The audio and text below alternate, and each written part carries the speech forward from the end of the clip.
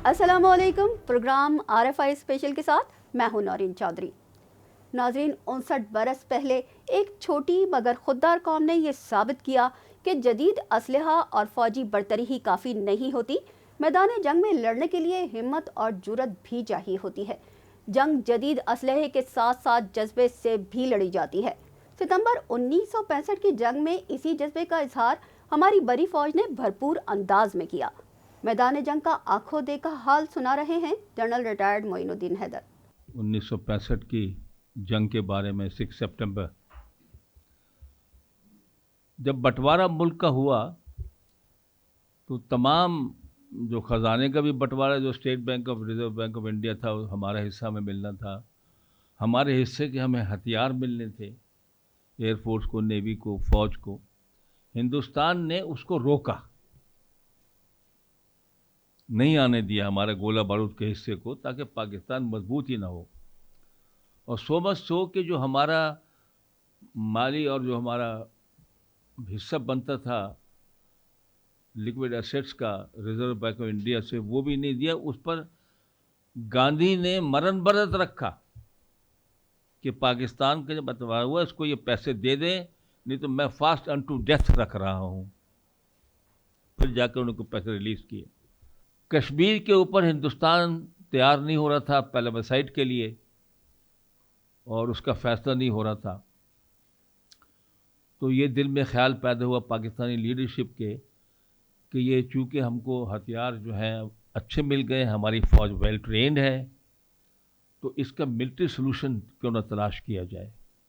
Diplomatic या दुनिया United Nations के फोरम पर तो हल नहीं हो रहा। हिंदुस्तान ने फिर 6 सितंबर को इंटरनेशनल बॉर्डर पर एक सरप्राइज अटैक कर दिया। हम कहते हैं रात के अंधेरे में। लोग कहते हैं जी पाकिस्तानी फ़ौज तैयार नहीं थी, वो बैरकों में थी, वो सोई हुई थी। ये सही नहीं है, क्योंकि मैं इस लड़ाई का हिस्सा रहा हूँ। लड़ाई सितंबर में हुई है और मार्च में हम अपनी बैरकों से निकल गए थे। I was with the armoured division जो खारिये में बेस था, और हम पहले मूव करके छांगा मांगा गए, फिर कोट राधा किशन, फिर आस्ता आस्ता हम मतलब रायवेन कसूर की तरफ हमारा रुख था। तो वहाँ पर हम 8-9 महीने पड़े रहे। तो ये जो कहना है, क्योंकि इससे पहले रन ऑफ कच्छ का मार्का हो चुका था, उस वक्त से फौज मेंटली तैयार थी कि ये मामला यहाँ रुकेगा नहीं। तो ऐसी कोई बात नहीं कि सोए हुए थे, लेकिन हम खुद आगे जाकर फ्रंट लाइन पे रेंजर्स और सेकंड लाइन फोर्सेस जो हैं वो डिफेंड करती हैं। पीस के ज़माने में लड़ाई में फ़ौजी जो हैं आगे जाते हैं, और फ़ौजी आगे जाए तो इसका मतलब जंग है।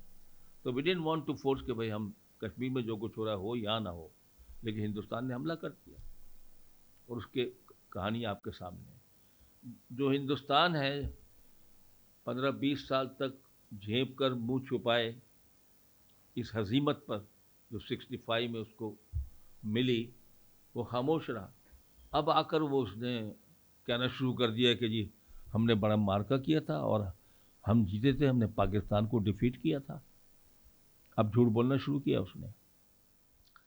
बात यह है कि उनसे कोई पूछे, जब जंग ख़त्म हुई है, 23 दिन की जंग थी, जब जंग ख़त्म हुई है, किसके पास जंगी कैदी ज़्यादा थे, किसके पास दुश्मन की टेरिटरी ज़्यादा थी, कितने कितने टैंक किसने ज़्यादा तबाह किए थे, कितने एयरफोर्स के जहाज़ किसने तबाह किए थे, नेवी जो थी इंडिया, किसका नुकसान ज़्यादा हुआ था, किसने ज़्यादा चंदा जमा किया था, किसने ज़्यादा खून दिया था अपने ज़ख्मी लोगों के लिए। ये सामने इंडिकेटर्स हैं, तमाम दुनिया जानती है। एक छोटी फ़ौज ने एक बड़ी फ़ौज को शिकस्त दी थी, और बड़ा जो मैंने आपको बातें गिनवाई हैं, ये रिसर्च करके आप मालूम कर सकते हैं कि who was victorious from this point of view. किसी ने बाद में शास्त्री साहब से कहा कि आपने क्यों हमला कर दिया पाकिस्तान पे, क्या हासिल हुआ आपको, कश्मीर में थी मसला तो आपने पूरे इंटरनेशनल बॉर्डर पे हमला कर दिया। ये जो कहा जाता है, हमें उस वक्त किसी ने बताया था, कान में पड़ा था। उसने कहा मैंने दिल्ली को बचा लिया है, کیونکہ ایک ڈٹرمنٹ پش جو خیم خرن کی طرف سے کی گئی تھی، وہاں سے کافی جو تھا، اگر وہاں سے بھی سڑکیں کاٹ دی جاتی، کشمیر سے رابطہ کاٹ دیا جاتا، Hindustan would have been in a big trouble air force کا. میں نے بذات خود 23 سال کی عمر، ینگ کپتان، جو پہلا حملہ کھیم کھرن پہ ہوا ہے اس میں حصہ لیا ہے. پہلا ہراول دستہ جو کھیم کھرن کا جو اوپننگ موو تھی اس میں حصہ لیا ہے. اور جو پہلا ہمارا ٹارگٹ تھا جو ملا تھا، وہ کھیم کھرن شہر سے پہلے کسٹم پوسٹ تھے ان کی، کھیم کھرن کی پہاڑیوں کے اوپر. اس پہ جموں ڈوگرا والی فوج کی جوان تعینات تھے. تو اس پہ حملہ کیا، ان کے کافی آدمی جو ہے مارے گئے، کچھ زخمی ہو گئے. ان کے ایک ٹینک وہاں پر آگ لگی ہوئی تھی.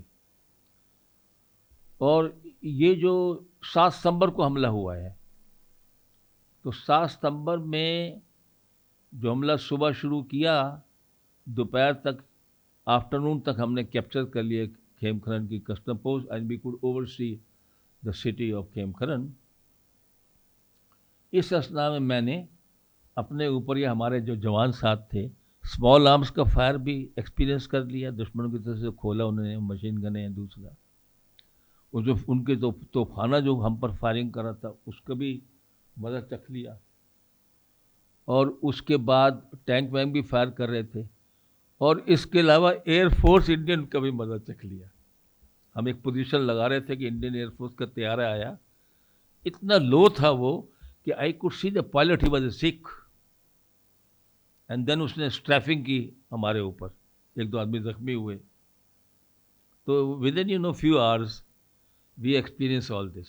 تو کہتے ہیں میدان جنگ میں جو ایک دن کا تجربہ ہوتا ہے وہ آپ کو بہت جو ہے تجربہ دے جاتا ہے کئی سالوں کا ایکچوئل فیلڈ کا. پھر آگے نیکسٹ ڈے ہم نے کھیم کھرن کیپچر کر لیا، پھر اس سے آگے اصل اتر کر لیا، پھر ولتوہا تک بھی فوجیں گئیں. انفینٹری نہیں تھی، ٹینک چلے جاتے تھے، جگہ کیپچر کر لیتے تھے، انفینٹری وہاں ہوتی نہیں تھی کہ اس کو پکڑے. تو کہنے کا مطلب یہ ہے کہ 65 وار میں پاکستان فوج ایک پروفیشنل فوج تھی. اس نے بہت، ہماری ایئر فورس، ہماری نیوی، سب نے بہت زبردست پوجا. ایئر فورس نے خصوصاً اس نے ہندوستان میں بہت تباہی پھیری. اور ہمارے بہت سے کولیگز، میں Pakistan air force public school میں پڑھا ہوں، تو ہمارے بہت سے کولیگز جو ہیں انہوں نے بھی اس میں حصہ لیا. اس وقت جو فائٹر پائلٹ تھے اور ٹرانسپورٹ پائلٹ تھے، ان سے بھی قصے ہم سنتے رہے اس کی. تو میری نظر میں یہ 65 وار جو ہے ایک پاکستان کی تاریخ کا ہائی پوائنٹ ہے، ایک گولڈن ایرا ہے. کس لحاظ سے کہ پہلی دفعہ پوری قوم متحد ہو گئی. اور پاکستانی قوم جس طرح قائد اعظم صاحب کی اس میں متحد ہوئی تھی جب پاکستان بنا ہے، تو بہت جوش جذبہ تھا پورے پاکستانیوں میں. 65 کی وار نے وہ جذبے کو اجاگر کر دیا اور پھر سے اسی طرح کا جذبہ زندہ پیدا کر دیا کہ that was a great point in history of Pakistan, and whole nation was alive and together, and it lauded it arm forces. ان کی دل میں محبت پیدا ہو گئی. کھیم کھرن میں اسٹیفنگ سے یا کس سے طوفانے گولے سے میرا سارے سامان جل گیا، شیونگ سامان.